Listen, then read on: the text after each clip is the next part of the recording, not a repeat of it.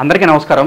ఇవాళ మనతో ప్రముఖ ఆధ్యాత్మికవేత్త, జ్యోతిష్య, వాస్తు పండితులు బ్రహ్మశ్రీ ఉమామహేశ్వర సిద్ధాంతి గారు మనతో ఉన్నారు. వారితో మాట్లాడదాం. గురుగారు నమస్కారం. ఆయుష్మాన్ భవ. ప్రాచీన కాలం నుంచి హిందూ సంప్రదాయంలో భాగంగా నుదుటికి కుంకుమ లేదా తిలకం ధరిస్తూ ఉంటారు. అసలు ఈ సంప్రదాయం మనకు ఎలాగొచ్చింది, అలాగే ఈ తిలక ధారణ ఎలా ఉండాలో కాస్త వివరించండి గురుగారు. సర్వమంగళ మాంగళ్యే శివే సర్వార్థ సాధకే శరణ్యే త్రయంబకీ దేవి నారాయణీ నమోస్తుతే. ఓం ఘం గణపతియే నమః. ఓం శ్రీ గురుభ్యో నమః. పూర్వకాలం నందు స్త్రీలు కుంకుమ ధరించడం అనేది ప్రాముఖ్యత కలిగినటువంటి విషయం. అంటే కళ్యాణ తిలకం, వివాహ సమయంలో కళ్యాణ తిలకం అది ఒక రకంగా ఉంటుంది. అలాగే రవిస్త్రాలు అయిన తర్వాత ధరించే బొట్టుని అంటారు, దాన్ని కుంకుమ బొట్టు, అది ఒక రకంగా ఉంటుంది. అలాగే నిత్యకాలంలో కళ్యాణమైన స్త్రీలు ధరించే కుంకుమ తిలకము ఒక రకంగా ఉంటుంది. కళ్యాణము కాని యువతి ధరించే కుంకుమ ఒక రకంగా ఉంటుంది. అయితే నేడు జనరేషన్లో కుంకుమను ధరించడం మానేశారు. ఎవరు కూడా కుంకుమను ధరిస్తలేదు. ఎంతసేపు ఒక చిన్న స్టిక్కర్ తీసుకొచ్చుకుంటున్నారు, పెట్టుకుంటున్నారు. అసలు స్టిక్కరే పెట్టుకునే కూడదు. దాని గురించి తర్వాత చెప్పుకుందాం. శుభప్రదమైనది ముందు చెప్పుకుందాం, అశుభప్రదమైనది తర్వాత చెప్పుకుందాం. అయితే ఇప్పుడు శుభదాయకమైనది అంటే కుంకుమను ధరించడం వల్ల వచ్చినది ఏంటంటే, ఆది శంకరాచార్యుల వారు అమ్మవారైన జగదాంబని స్తుతిస్తూ ఉన్నప్పుడు ఆవిడ ధరించింది కుంకుమ. ఎక్కడ ధరించింది ఆమె? ఆది దేవత అయినది ఆమె ఎక్కడ ధరించింది అంటే నుదుట, పాపిట, కంఠస్థల, వక్షస్థల, నాభి. ఈ యొక్క 5 స్థానాల్లో వివాహమైన స్త్రీలు ధరించాలి. ఇక్కడే ఎందుకు ధరించాలి? ఏంటి కారణం? ఇంకే అన్ని చోట్ల 5 బొట్లు పెట్టాలా? అవసరమా? కాదు అని వాదిస్తారు. కాదు, ధరించడానికి ఒక అర్థం ఉంది. నుదుట పెట్టేదానికి ఇక్కడ మన దేహము యందు షట్చక్రములు, 6 చక్రములు, సహస్రార చక్రంతో 7 చక్రములు కలిగి ఉన్నాయి మానవ దేహంలో. ఈ యొక్క నుదుటని కుంకుమ ధరిస్తే దీన్ని ఆజ్ఞాచక్రం ఉంది, ఇక్కడ ఆజ్ఞాపిస్తుంది. ఆజ్ఞాచక్రానికి అధిపతి ఎవరు? ఈశ్వరుడు, పరమేశ్వరుడు అక్కడ నెలకొని ఉన్నాడు. ఆజ్ఞాచక్రం మధ్యన కుంకుమను ఎప్పుడైతే ధరిస్తారో చక్కగా ఆరావళి అనే కుంకుమను ధరించాలి. ఆడది ఆరావళి అనే కుంకుమను ధరిస్తే అత్యంత ప్రీతికరమైనది. ఆరావళి కుంకుమ ఎలా ఉంటుంది? ఆ కలర్ నా నుదుటిన ఉంది, ఆరావళి కుంకుమ. అలాగా నుదుటిని ధరిస్తారు. ధరించినందువల్ల ఏం జరుగుతుందంటే ఆజ్ఞాచక్రం ఆజ్ఞాపిస్తుంది. ఏమని? ప్రసిద్ధంగా మాట్లాడు, ఎదుటి వాళ్ళని నొప్పించకు, నిన్ను నువ్వు కించపరుచుకోకు, ప్రతి ఒక్కరికి మన్ననగా ప్రవర్తించే విధానంగా తీయటి పలుకులు పలుకు అనే విధంగా ఉంటుంది. ఈ ఆజ్ఞాచక్రం ఇచ్చేది అది. తదుపరి సహస్రార చక్రం. ఈ సహస్రార చక్రం అనేది పాపిట పెట్టమన్నారు. పాపిట బొట్టు పెట్టినంత వల్ల ఉపయోగం ఏంటంటే, ఈ సహస్రార చక్రానికి ఆధిపత్యాన్ని వహించింది సద్గురు. అలాగే సహస్రార చక్రాన్ని సద్గురు అన్నాడు అంటే ఇక్కడ ఎవరు? ఇక్కడ పాపిట ధరించినంత వల్ల ఏంటిది? భర్తకి సకల సంతోషాలు మెట్టినింట పుట్టినింట శుభకరదాయకంగా ఉంటూ వచ్చేది జరుగుతుంది. కాబట్టి భర్త వచ్చిన తర్వాత భార్యకు అత్యధికమైన ప్రాముఖ్యత కలిగిన వ్యక్తి ఎవరు? భర్త. 5వ తనము అంటారు. 5వ తనము అనడానికి కారణం అదే. ఈ 5వ తనానికి భర్తకి సకల సంతోషాలు కలిగిస్తూ ప్రతి విషయమందు కూడా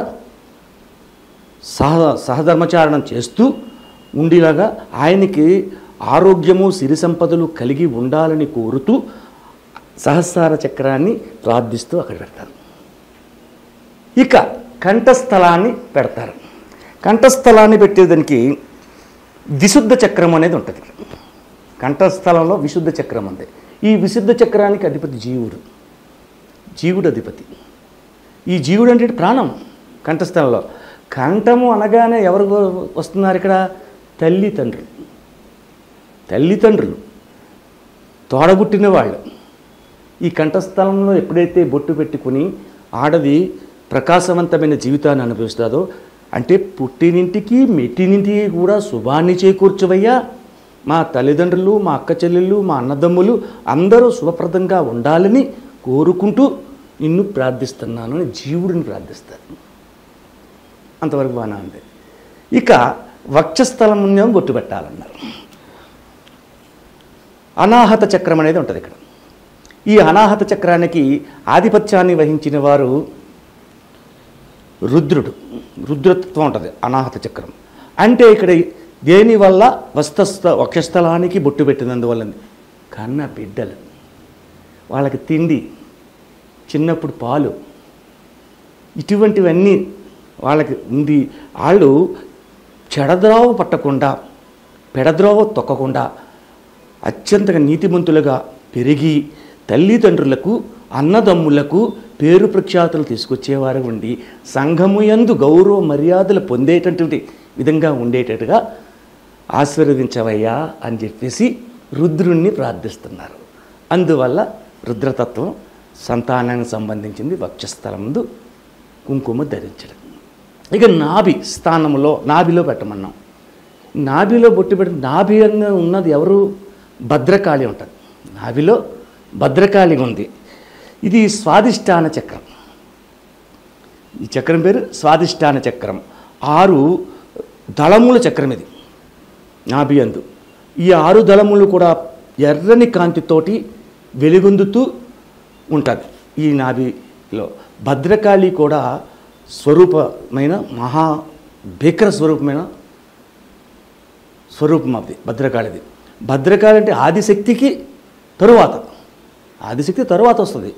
అయితే భద్రకాళి యొక్క విధానంలోని మొట్టమొదట నువ్వు నొదుట, పాపిట, కంఠస్థల, వక్షస్థలంలో బొట్టు పెట్టిన తర్వాత నీ యొక్క ఈ నలుగురిని కూడా భద్రపరిచి నీవు కోరిన కోరికను తీర్చి ఎటువంటి హాని నీ యొక్క జాతకమునకు కానీ, నీ జీవితమునకు కానీ, నీ కుటుంబానికి కానీ కలగకుండా కాపాడుతాను అని వరణిస్తుంది. అందుకని నాభిస్థానాన్ని పెట్టాలి. ఈ యొక్క 5 క్షేత్రముల యందు కుంకుమను ధరించినందువల్ల వచ్చే అనేక రకాలైనటువంటి ఉపయోగాలు ఉన్నాయి. సరే, నేటి కాలంలో చూద్దాం. బాగా వయసైన వాళ్ళు, పెనిమిటి గతించిన వారు, వైదవ్యాన్ని పొందినవారు ఉంటారు. ఆ వైదవ్యం పొందినవారు బొట్టు ధరించకూడదు, విభూతిని ధరించాలి. ఇప్పుడు ఫ్యాషన్ అయిపోయింది, ప్రతి వాళ్ళు ధరించేస్తున్నారు. ఏం చేస్తున్నారంటే ఒక స్టిక్కర్ తీసుకొస్తారు. ఒక స్టిక్కర్ని తీసుకొచ్చి బొట్టు పెట్టుకుంటారు. ఆవిడ పునిస్త్రీయో తెలియదు, విధవరాలో తెలియదు జనాలకి. ఆ రకంగా చలామణి అయిపోతున్నారు. అయితే స్టిక్కర్ని ఎట్టి పరిస్థితుల్లోని పునిస్త్రీలు ధరించకూడదు. స్టిక్కర్ని ధరించడం వల్ల మనం కోరుకుంటుంది వైదవ్యాన్ని కోరుకుంటున్నాం. కాబట్టి వైదవ్యం కావాలని అనుకుంటారు, ఎవరు అనుకోరు. కాబట్టి వైదవ్యం అనుకోద్దు. ప్రతి వాళ్ళు కూడా చక్కటిగా పసుపు రాసుకొని ముఖానికి, ఇప్పుడు ఫెయిర్ అండ్ లవ్లీను రకరకాల క్రీమ్లు వచ్చేసాయి, అవన్నీ రాసుకుంటున్నారు. అది కాదు, పూర్వకాలం చక్కటి ఛాయ పసుపు ముఖానికి రాసుకొని స్నానం చేసి ఆ పసుపుతనం ఉంటుండగానే చక్కని కుంకుమ ధారణ చేసుకుని ఉండేవారు. ఆహా, మహాలక్ష్మీదేవిలా ఉన్నావమ్మా అని అనేవారు. ఇప్పుడు ఏదో చిన్న స్టిక్కర్ కనపడకుండా ఆ స్టిక్కర్ పెట్టి నిలిపోతున్నారు. దాని వలన ఈ స్టిక్కర్ ధరించిన వాళ్ళు పెద్దలు, పుజ్ఞులైన ప్రేక్షకులు మన్నించాలి నేను చెప్తున్న మాటలకి. ఎందుకంటే స్త్రీలను కించపరచడం నా ఇష్టం కాదు, ఉన్న వాస్తవాన్ని తెలపడమే నా ఉద్దేశం. స్టిక్కర్ ధరించినందువల్ల వచ్చే విధానాలు ఏమిటంటే భర్తకు అపమృత్యు యోగాన్ని ఇస్తున్నారు. భర్తకు అపమృత్యు యోగం వస్తుంది. అలాగే కుటుంబ స్థానంలో కలహాలు రేగిపోతున్నాయి. కాబట్టి ఏ స్త్రీ అయినా సరే, ఉద్యోగస్తురాలు అవ్వచ్చు, కొంతమంది ఉద్యోగానికి వెళ్తారు వస్తారు, కుంకుమ ధరించినందుకు తప్పేమీ లేదు. 5 చోట్ల కుంకుమ ధరించడానికి లేకపోతే అవకాశం లేకపోతే నుదుట ఒకటే పెట్టుకోండి, ఆజ్ఞాచక్రంలో పెట్టుకోండి. ఆజ్ఞాపించి చక్రం ఇది నుదుట భాగం. ఆజ్ఞాచక్రంలో ధరించుకుని బయటికి వెళ్తే ఎంతో శోభస్కరంగా ఉంటుంది, శుభయోగాలు పొందుతారు.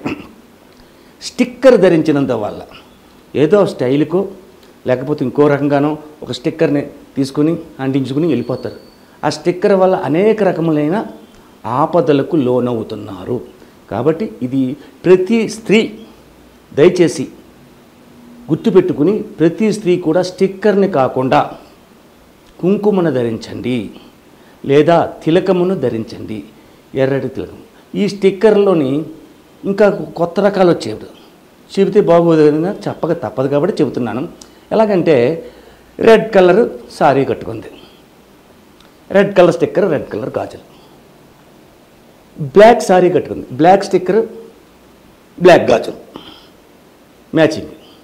బ్లాక్ నిరసనకే తెలపడానికి తెలుస్తుందని తెలుసుకోవాలి కదా, అది తెలుసుకోవట్లేదు.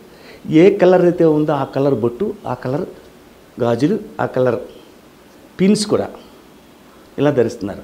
ఇది సాంప్రదాయమైన పద్ధతి కాదు. పురాతన సాంప్రదాయ ప్రకారంగా సనాతన ధర్మాన్ని ఆచరించింది ఆది పరాశక్తి చెప్పిన విధానాన్ని అనుసరించాలంటే ఆరావళి అనే కుంకుమను కానీ ధరించడం వల్ల అనేక రకములైన ఉపయోగాలు పొంది ప్రజలందరూ కూడా సుసంపన్నంగా ఎంతో ఆనందకరమైన జీవితాన్ని పొందుతారని ఆది శంకరాచార్యుల వారు కూడా దీనిని తెలియపరచడం జరిగినది. హిందూ సంప్రదాయం గురించి అలాగే తిలక ధారణ ఎలా ఉండాలనేది వివరించినందుకు ధన్యవాదాలు గురుగారు.